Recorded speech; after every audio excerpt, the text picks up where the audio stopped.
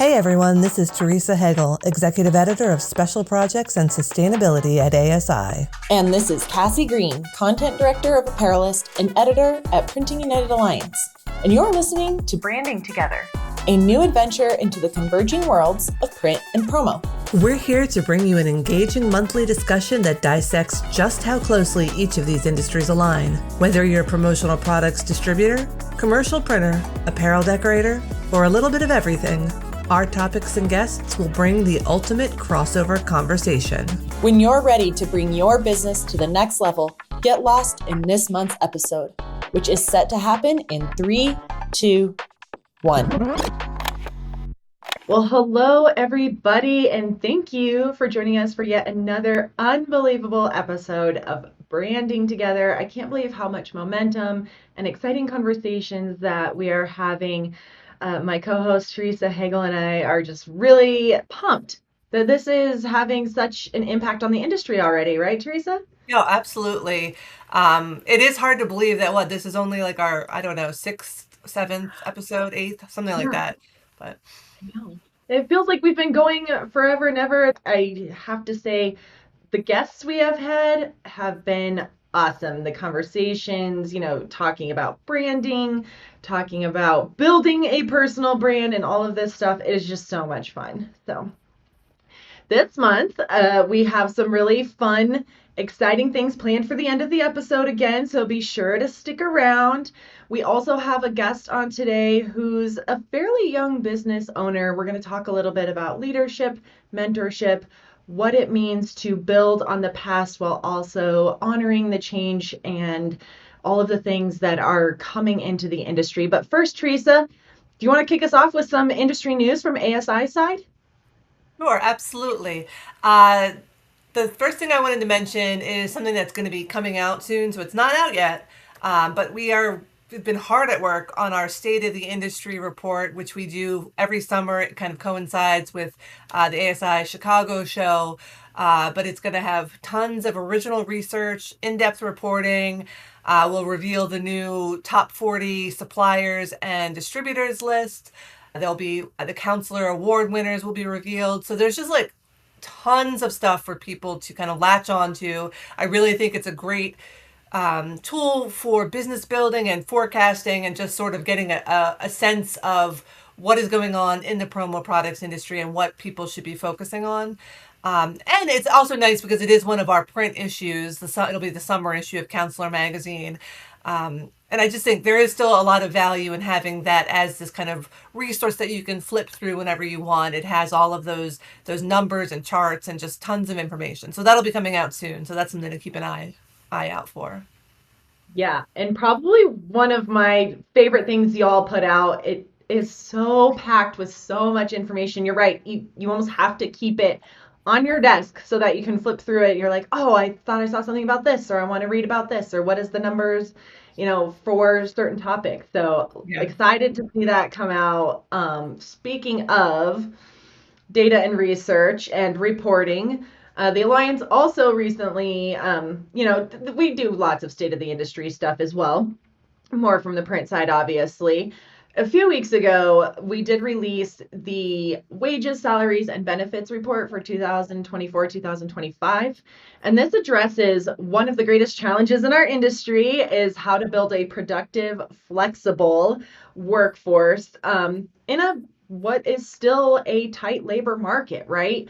So participants in this survey, and this is definitely more of an ongoing survey thing we do. And so this round, participants included commercial printers, graphic and sign producers, apparel decorators, package printers, and converters, and functional printers. And so, the report survey results really summarize the compensation practices of, I think, 512 printing companies, and includes data on, this number is crazy, includes data on 12,967 personnel across 63 job titles. So Wow. It's kind of a way to look and examine the labor market. Very specific, but again, helps address the tight labor challenges that we continue to.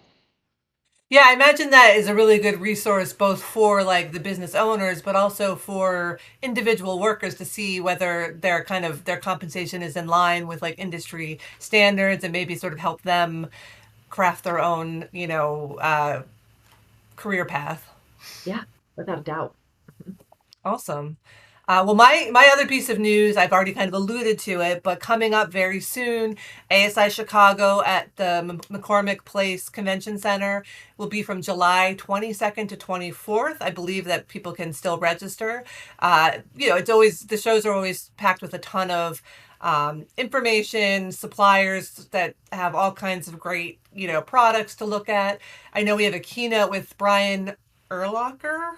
Hopefully I'm not saying his name wrong, but I'm not a sports person, so I don't know. But he was in like the Football Hall of Famer, and he's going to be talking about like triumphing over adversity. So I feel like that'll be a great keynote. And if you're a sports person, it'll probably be even better. But even if you're not, it sounds like they'll have a lot of great business building tips.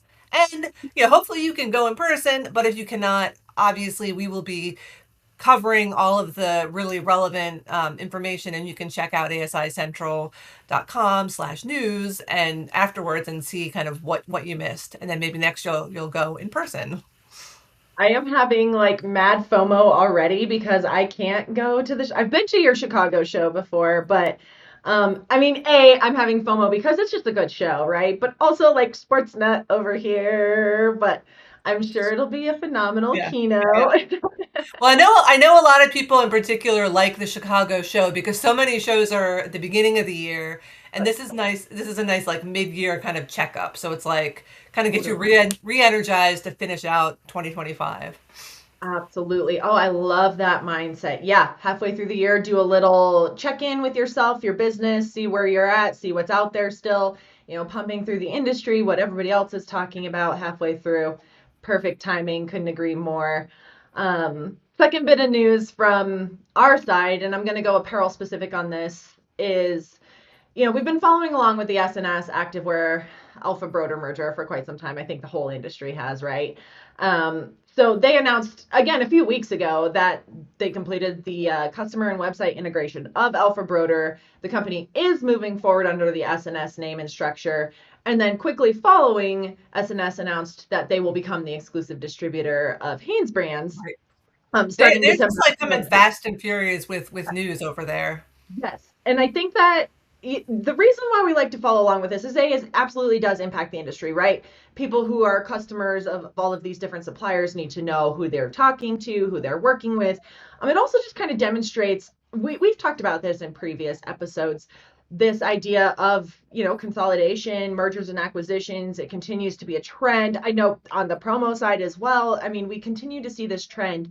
So it absolutely does impact the flow of the industry, how, customers behave, how suppliers behave, supply chains, all the things, right? Yeah. And so this is definitely something we still are keeping a tight eye on. Right. And I think, on the promo side, like last year, SNS and Alpha Broder were like maybe the second and third top companies in the top 40. So it shakes up that whole list.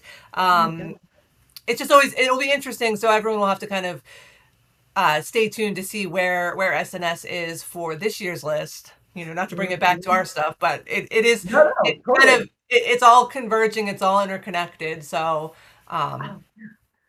Yeah, without a doubt. Yeah. It's you're so right, Teresa, and that's also why people need to pay attention. Is like this is about more than just like apparel, right? It impacts so many different facets of the printing and promo industries. It's crazy the reaching implications moves like this have. So awesome. Well, and then Teresa, one thing I know we have to talk about this episode is the awesome Sustainable Merch Summit that Teresa and I helped co-host with Branded Merch and two regular guys. That happened in June. Wow, I still get butterflies and all jittery when I think about how successful this event was, Teresa. Oh, yeah, it was awesome. I couldn't have asked for a better event. People were so engaged in the comments. Everything flowed really smoothly. We had panelists who were very well informed, but also engaging. And I felt like, I learned stuff, but it was none of it was dry. None of it was boring. Everybody was passionate. It was great. And I think it's, it was our first event, and I feel like it's not going to be our last. We're going to keep going with this. So, obviously the full show is available. People can, check it out I think on YouTube. We'll definitely drop the link into the show notes, but there was a lot of good stuff in that, but it's just the beginning, right? Right. This is a conversation that needs to keep going, and we're gonna keep kind of leading it, I think, and that's awesome. Yeah, exactly. And that's what I loved about that. You pointed this out, Teresa, is it was a highly engaged audience. I mean, the comment section was blowing up and it was with questions or people Yeah. looking for follow-up information. This is a very real change that we are starting to finally see is people are no longer just kind of whispering about it in the corner and then ignoring it like it's not something they have to do. Like people are taking action. They are getting certifications. They are sourcing more sustainable products. They are working with companies that have, recycling programs. They are making these decisions and they are looking for resources. I mean, you provided some case studies. One of our panelists, Marshall Atkinson, put together a one pager on certifications and where to look for those. It is just so refreshing to actually see people taking action now. And you're Yeah. right. This is the first of hopefully many. And I think the other good thing to mention is that I know there's a lot of people that are at the very beginning of their journey with sustainability, but and I think I said this during the summit as well, but people who are in sustainability love to help you. If you express an interest, they want to help and they want to collaborate. So you don't have to feel like you have to go it alone. I guarantee like anybody that was speaking during that summit, if you reached out to them with questions, they would be more than happy to share their knowledge. So Absolutely. it's a great resource for people. Yep, could not agree more. So, everybody, keep your eyes and ears open for the next event, whatever that may be, that Teresa and Jay Bussell and Aaron and Terry and all of these amazing people will host. So, Dream team. yeah, the dream team, the dream sustainability team. We're the warriors. Woo woo. And sustainable Sally, don't forget yourself. I know. At first, so my husband calls me sustainable Sally at our house, and at first I was a little bit annoyed, and I was like, you know what? No, I'm gonna lean into this. Like we are making changes, people. Totally, totally. Awesome. Well, so those are some great headlines, good updates. Keep an eye on ASI's feed, the Apparelist feed, Printing United Alliance feed. Keep updated on most recent news. Teresa, now might be a great time to kind of transition into the next segment of our show, which, it's the month of July for this podcast episode. And of course, obviously, that garners all sorts of like, oh, 4th of July, founding of the nation, let's celebrate. And that's great. But Teresa and I kind of thought, yes, let's celebrate the history of even like our industries, but then how do we blend all of these lessons learned? How do we, take all of this valuable information and embrace the future and move forward? So I thought that might be kind of a fun take and discussion. So Teresa, I'm curious, we've talked a little bit about your and my personal career paths and things like that. So, what's your kind of respective insight on, how have you taken your past experience and then remolded yourself to go forward? I mean, I'm doing a lot of things that I never would have expected to do, whether that's, being in front of a camera like this, doing a podcast. When I started my career, that would be something I would never imagine that I would want to do. I remember I had to start when smartphones first came out. The newsroom that I was in, they kind of assigned everybody a smartphone, like a really early iPhone, and we had to get like some training on how to do video editing. And we would go out, like when we would cover stories, we'd have to go out and shoot some like, B-roll and like put together these short videos. But then I remember like sometimes they're like, okay, well then you can do some voiceover for it. And I just remember like really struggling. I'm like, oh my God, this feels so weird, so unnatural. I don't like talking into the microphone and hearing my voice, and it's just so awful. But now it's like I don't think twice about it. It would be fine. Mm-hmm. So it is definitely that the multimedia aspect is so different. The social media was just sort of starting out when I was first getting into reporting. So I remember I used to like live tweet, you know, police standoffs or government meetings or things like that. So that was something I had done like way back in the day. I don't really tweet anymore, but LinkedIn has become like the place where I post most stuff, and maybe like I'll do things on Instagram. But yeah, it's interesting how I always thought of myself more as a print person, a writing person, but it sort of branched out into, you know, moderating panels and hosting a podcast and putting videos together. So they're all interrelated skill sets, I think, but they're things that I never really expected to be doing. How about you? Oh my gosh, same. I feel like we are walking or have walked the same because yeah, I've said this before, when I was getting my journalism degree, I thought for sure I'm like print editor. That's what I want to do. I love laying out a good magazine. I love editing stories. So much fun, but you're right. Today's media landscape really has swung, and one of the things we've started focusing on is, you're right, how do we engage readers on a multimedia, you know, basis, but also keep their attention, because things happen so fast now. It's almost too fast, right?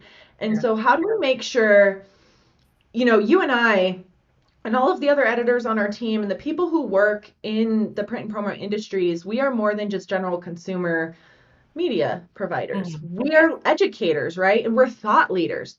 So we have to make sure that the content our audience consumes is actually being consumed. And that has Right. been a challenge, because it's like you can't just read a headline in our industry. You do have to engage with the whole content to get the full education benefit of it, right? If you're reading ASI's state of the industry Mhm. stuff, you can't just read a couple lines, because you're not going to get the full benefit of it. Right. And so, Right. as content creators in our industries, it's really sort of adapted and changed in terms of what the industry needs. And Right. Right. it's been an interesting transition to be like, okay, how do we make sure we're still getting our audience everything they need, but Yeah. engaging in this quick-paced digital world? Right, right. And I think part of it is looking at kind of multiple ways to deliver the same information and getting to them in the way that's easiest for them to consume, whether that is a video or a podcast or, you know, like an infographic or just, you know, there's so many different ways to package it. I would say that I think the fundamentals of journalism remain the same. You know what Yeah. I mean? We are, you know, gathering news in the same way. We're building that trust. I think maybe it's a little harder to build trust in the era of AI and the era of kind of like, you know, fake news or whatnot. So trust is not necessarily a given, but I think both of our respective publications have, you know, spent a lot of time building that trust and, you know, building our content. So, you know, that's all there, but it's just about how do we get people the same information, the same trusted information, but kind of package it for a new generation and a new kind of media landscape. Right. Could not have said it better myself. It's so true, because you're right. That is a huge part of our past, is as just journalists, as educators and things like that. Yeah, we do have this element of trust. We are held to a standard of providing accurate, factual information, and that's something that will always carry through, no matter how the landscape changes, I think. So, Absolutely. yeah. Awesome. I would love to continue to talk about that more, but folks, it is time to bring on this month's guest.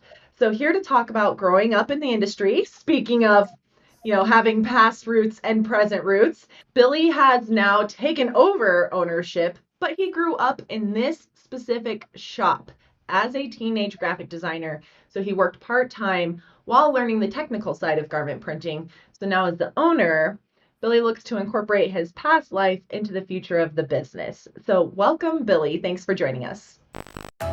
Want to level up your skills or empower your workforce? Meet iLearning Plus, the online education platform powered by our parent organization, Printing United Alliance. With on-demand courses and certifications, iLearning Plus helps print professionals stay ahead of industry trends, sharpen their expertise, and grow their careers. Whether you're elevating your skills or training your team, we've got the resources to keep you competitive. Printing United Alliance members save 20% on all courses and certifications. So get started today at ilearningplus.org and build a stronger future in print. Thank you so much for joining us on today's Branding Together episode. Yes, thanks for having me.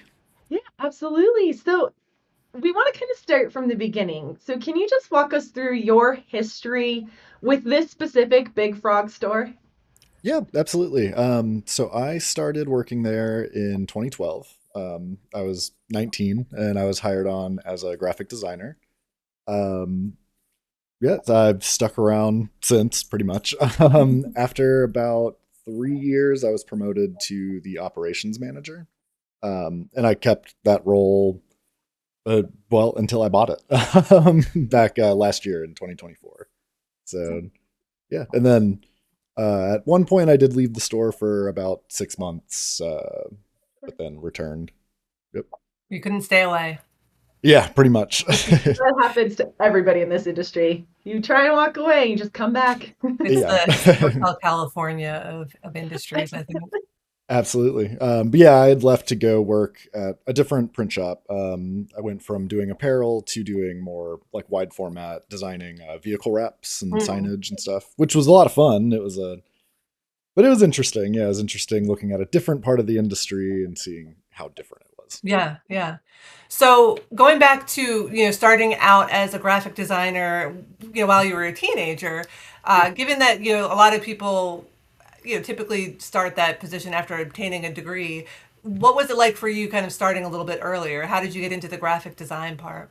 I mean, honestly, it was awesome. As a kid, it was always my dream to be an artist, right? And I tried every different medium I could, from animation to painting to music, everything. And I don't know, graphic design just kind of stuck. I started with, I had a web comic for a while. I was doing cool. that, but I would use Photoshop and Illustrator to make my art. Got good enough at it. Saw the job opening at Big Frog and was like, I think my portfolio is good enough, right? It's worth a shot, right? 'Cause Yeah. my background, like from 14 to 19, I was working in food service, Okay. either back of house at bars or, managing like fast food restaurants. But it was like, yeah, I want out of that. But For sure. no, it was awesome. I mean, being able to start a career without going to college Yeah. was What very was your nice. what was your web comic about? I need to know.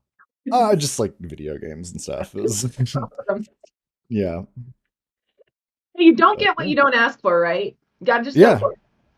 pretty much. I definitely felt like I was at a disadvantage, and I've seen it too. Like my plan at Big Frog was to work there for a few years, get experience, and then move on to maybe a corporate design job. And yeah, it's tough without a degree, even with a bang up portfolio.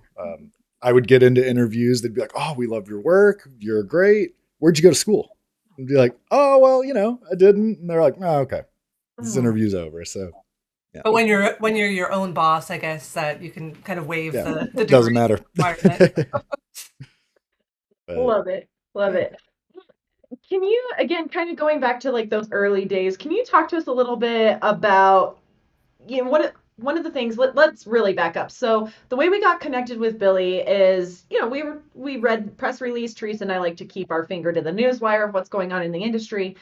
And one of the things in the press release that, you talk about is this idea of like this mentorship experience that you sure. had, which I think it sounds like it probably also played a huge role in helping you develop your skills.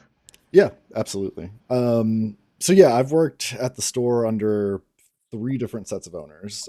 The original that started it, and then they sold in the end of 2013 to Tim and Sandy Campbell. Um, Tim, he's who eventually promoted me to operations manager. But he came from the corporate world. He was a higher up at Aramark for a long time. He was sick of being on airplanes every day and wanted to start a small business to spend time with his kids, essentially. And he saw Big Frog, loved it, bought it. We did not get along at first. Oh, The other employees, they had college degrees, and I was just kind of the grungy young guy sitting there, right? But as we worked together, he saw something in me, which was great, and he sat me down and was like, I think I want you to be my manager. How do you feel about that? I was like, yeah, sounds good. Like, wouldn't be my first time managing. You know, I've done it at restaurants and stuff. But as the years went on, he started kind of drilling the idea into my head that he thinks I'd be a good fit at owning the business. And he was like, knowing your personality, knowing you, I don't see you working for other people. I think you need to work for yourself. So he started kind of drilling into me all the ways that to run it, right? How to be an owner, how to just do everything. And yeah, it was great. Back then, you know, I was in my early 20s. I was like, yeah, sure, you know, I'll own a business one day, whatever. But as the years went on, yeah, it started being more, yeah, I could see myself doing it. You Yeah. know? Yeah. But yeah, he was instrumental in teaching me everything I needed to know to run the business for sure, Yeah. without any formal training. So I know you had mentioned already that you kind of stepped back for a little bit and went into like the vehicle rep, Yeah, another industry. But then you came back, I guess, January 2022, which was kind of after the COVID, pandemic started to recede, but there was still a lot of uh, sure. unrest. It was still kind of tumultuous for small businesses. What made you come back to Big Frog? Um, I mean, it was a number of things. I mean, obviously the main one's money. The other job, I mean, it was great. I had a really good time trying my hand at a different type of design and a different type of printing. I mean, it was Mhm. wide format, doing big, you know, like solvent printers, like rolls and stuff. But um, I just wasn't as good at it, which was weird because at Big Frog, I was the go-to guy for years. It was an employee has a question, I have the answer immediately. Going into a completely different industry, like I don't know, it hurt the ego, right? I just felt like I was bad at it. Yeah. I was getting it down, but it was, I don't know, the whole thing was whatever. I don't want to speak ill of the company I worked for, but um, yeah, I don't know. The store wasn't doing great without me there because I had been running it for 10 years at that point, and Mhm. me stepping out of it, some clients left. They liked me specifically, and it's I don't know, the new owner, we talked and he was like, I think I want you to come back. Are you willing to do it? And I was like, yeah, I'm willing to do it for a raise. you know? Smart. But Yeah. yeah, but it was good. I mean, as soon as I got back, there was a lot of work to be done to get the store back to where it was because it had definitely fallen off Mhm. without me there, which felt good, but also bad, right? Definitely felt like I was shouldering a lot of it myself before, and I was going to be, but hey, with a pay raise, that was fine. Yeah. So Yeah. you talked a little bit about this. So we've walked through sort of the timeline and the history of, Mhm. you today. Now you're the owner. Yeah. And I'm gonna say this, and I say it out of total love and mad respect, and as somebody who's feeling her age a little bit. You came Sure. into ownership at a fairly young age, which is very interesting. So can you kind of talk about that? Like how did that all, you've talked about how that all came about becoming the Sure. owner. But it's not, unless what we see in the industry is typically, people start their business when they're young and then just keep owning it. You Yeah. were part of the business, but then took over ownership. What really Yeah. gave you that, like, that drive?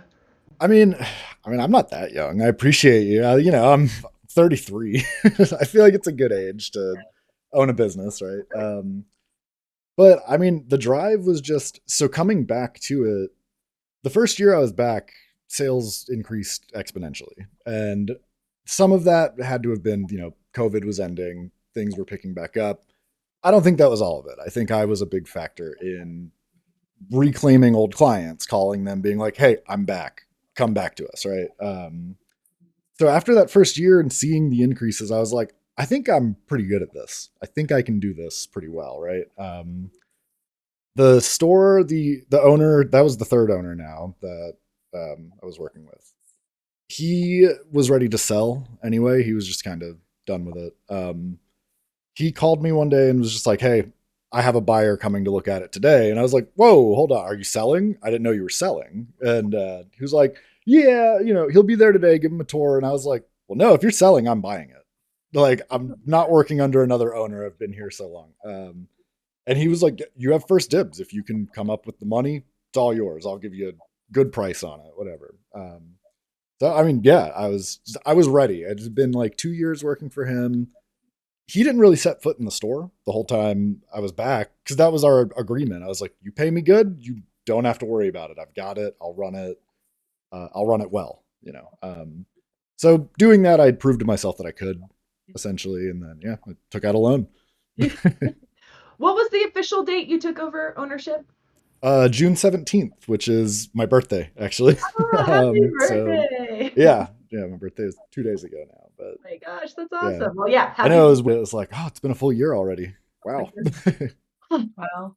So, you've had a year as the owner, Mhm. but going forward, how do you plan to kind of blend all those past experiences in the printing industry with kind of your growth strategies, embracing the future? Like what's next for it now that you're kind of like the full owner, been a whole year? Like what comes Um, next? I mean, it's been a lot already, thankfully. And it's everything I've been doing has been working, which is great. Yeah. It's trying to think of the best way to put that. Big like a big portion was looking at things that we're not doing that we should be doing. I was paying attention to what clients are coming in asking for and what we're turning away because we were turning away a lot of stuff. Big Frog generally, our main focus is direct to garment printing.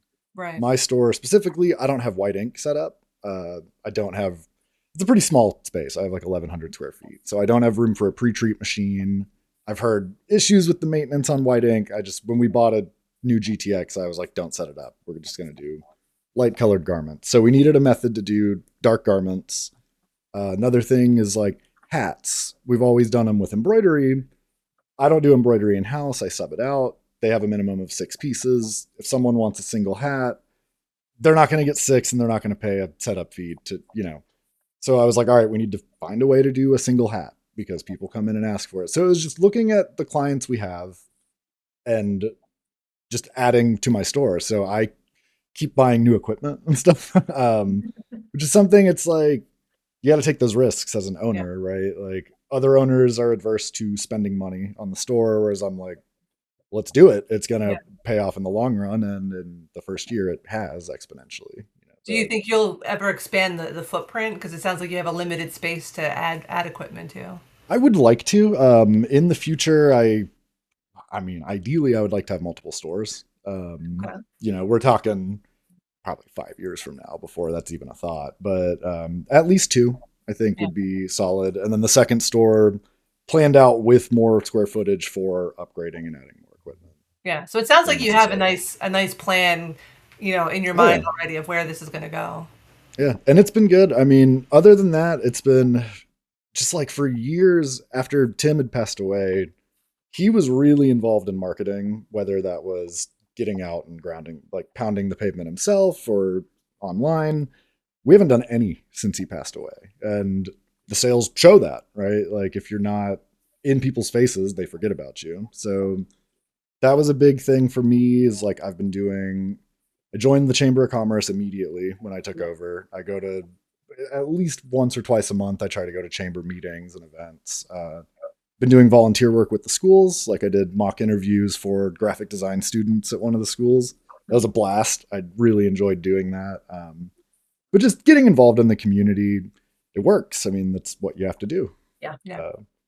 But yeah, like I said, I mean, in the first year, sales are. I do a goal for the year at the beginning of the year, right? We're way above that so I'm happy. Great. Wow. Mhm. Especially when we are hearing decorators reporting that 25 has been rough. Yeah, So that's great. really, Yeah. that's been a great year for me. I Hey, mean, yeah, sales wise, I mean, sales doesn't equal profit, right, but right, right. Hey, that's fine.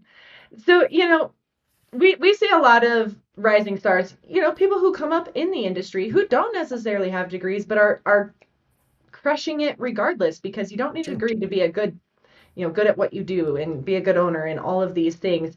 So what advice do you have for, other folks who are coming up in the industry, just starting out their careers? What advice would you share with them? So I think the main advice for how to how to be successful in this kind of industry, right? I prioritize the business kind of in tiers, right? And at the very top is my employees, right? They come first. They need to be taken care of. Like without employees, you don't like, and mine are designers as well. They're all designers that sell, so they wear a lot of hats. Without them, I don't have a business, right? Like, because I can do all of it, but not by myself, you know? So employees come first, then customer service comes before your product. You've got to blow every customer away. We always like to say, you know, it's not the first sale that's important, it's the second sale, right? You can get a first sale if you don't win them over and they don't come back, then I don't know, it wasn't worth it. Then, you know, then the product is the most important thing. You got to QA everything you have. A lot of print shops, you know, they'll have like, it's a large order, a 5% damage is fine. No, it's not. There should be nothing damaged. You need to check everything in. Sometimes things might have a stain on it or a hole in it. Check them in, make sure they don't before you print them. And then at the very end of the totem pole is me. I get taken care of after everything else is taken care of, right? Yeah, I'm the lowest priority. No, that's I think that you make really interesting points.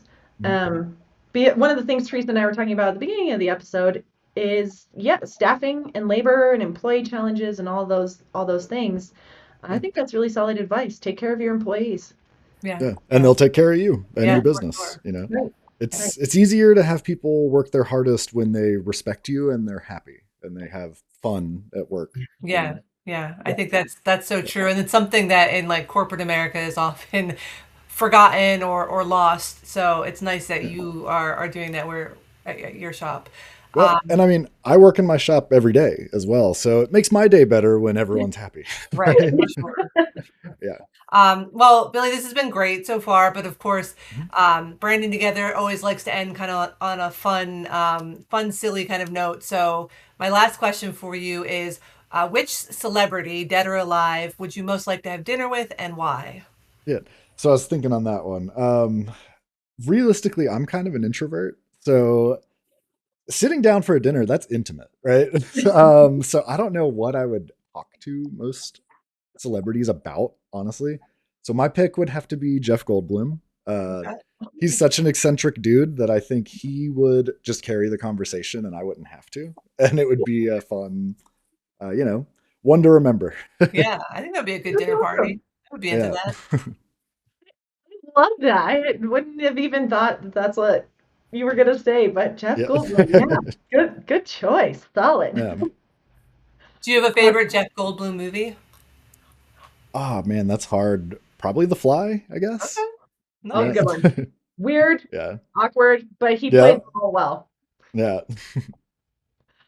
Awesome. Well, Billy, as Teresa said, this has been great talking to you. We'll definitely provide, some additional links and whatnot in our show Yeah. notes. Best of luck. Sounds like you guys are on the up and up. You're ready to get rock and very excited to see what, happens and comes of Big Frog in the Yeah. future for you. Absolutely. Well, yeah, thanks for having me. If you ever need me for anything else, let me know. Love it. Well, Billy, it's been so great having you on the show. Thanks so much for joining us. And now, of course, we're going to wrap things up as we always like to do with a fun segment. And because it's July Independence Day, we're going to play something called Founding Fathers Merch. So each of us have selected 5 founding fathers, and we've come up with the kind of promotional products they would each carry if they were alive today. I'm so excited. All right, you start with one of yours. Okay. I'm going to start with Betsy Ross. Okay. Nice. You got it. Right. So what I think she would have is a stars, stripes, and stitching DIY embroidery kit. So I picture this as an over-the-top red, white, and bling embroidery kit that comes with a glittery sewing box. And then inside you have pre-threaded needles, sparkle thread, tiny branded hoop that says sew, SEW, revolutionary. Sorry, I had to do it. I kind of want that for myself. Right? So she would obviously be a phenomenal Etsy voice, right? I asked ChatGPT why Betsy might carry this item, right? And ChatGPT thinks Betsy would be out there running the colonial equivalent of a YouTube channel called Thread Quarters. She'd hand out these sewing kits and subtly shade other flag designs. That's funny. I could see Betsy throwing some shade. All right, so my first one, I went with Alexander Hamilton, and I think he would, I think he would just have a T-shirt from the musical of his own, name. I mean, why wouldn't you? If somebody wrote a musical about you, you got to wear the shirt.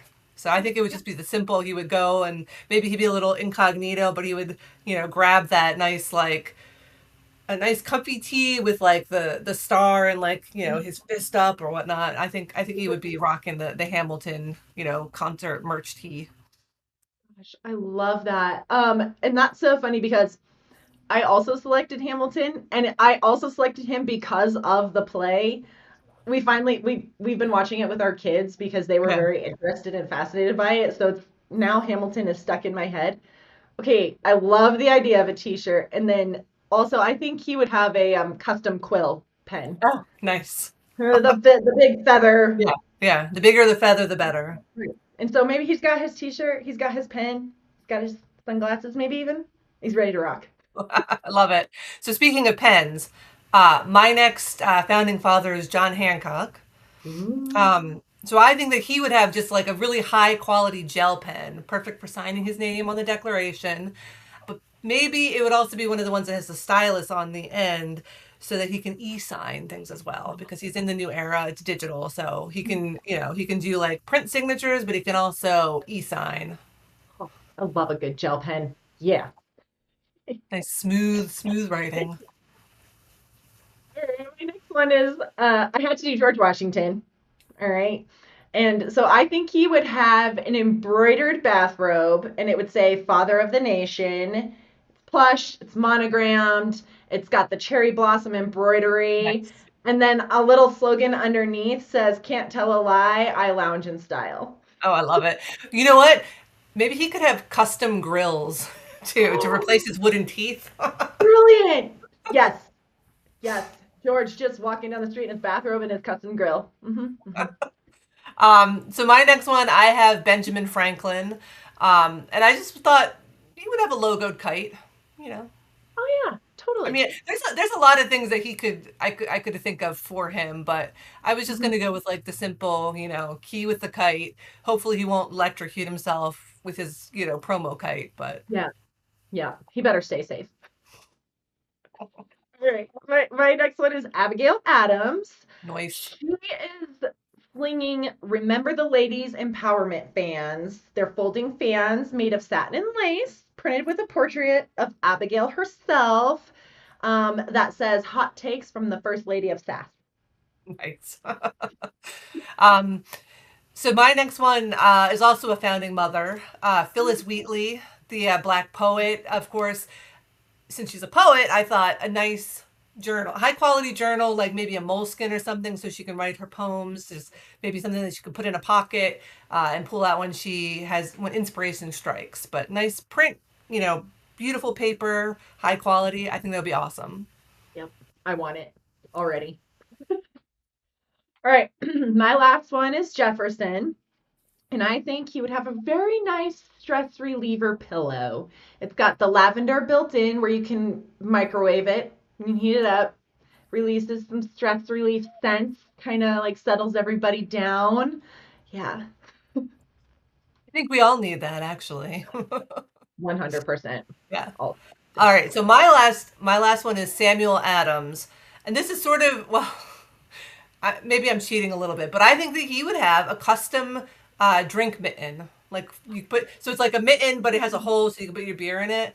And Sam Adams, the beer brand, actually did release one of these a few years ago, and I know because I bought it for my dad for Christmas. So it's a real thing. It has like his face, the logo on it, and you can, in the wintertime, you can enjoy your beer outside without freezing your fingers. So Perfect.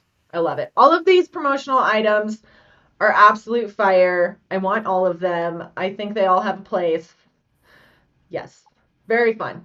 Well, awesome, Teresa. Well, I think, everybody out there listening, reach out to us. Let us know what you think the founding fathers would carry as their promotional products. Teresa and I would love to hear from everybody.